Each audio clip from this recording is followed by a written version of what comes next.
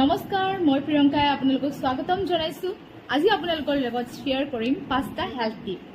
number 1 হৈছে আপোনাৰ যদি চকুৰ তলৰ অংশখিনি লাহে লাহে বগা হৈ গৈছে অৰ্থাৎ আপোনাৰ আইৰণ ডেফিচিয়েন্সি হৈছে নম্বৰ 2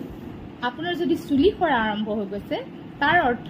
আপোনাৰ ভিটামিন ডি ডেফিচিয়েন্সি হৈছে আৰু লগতে সূৰ্যৰ পোহৰ হয়তো আপোনাৰ চুলিত কমকৈ পৰিছে নম্বৰ 3 আপোনাৰ যদি দাঁতৰ পৰা তেজ ওলাইছে তাৰ অৰ্থ হল আপোনাৰ শৰীৰত ভিটামিন সি কমি গৈছে নম্বৰ 4 আপোনাৰ যদি নখত বগা বগা ফুটফুট পৰিছে তাৰ অৰ্থ হৈছে আপোনাৰ জিংক ডেফিচিয়েন্সি হৈছে আৰু number 5 but not the last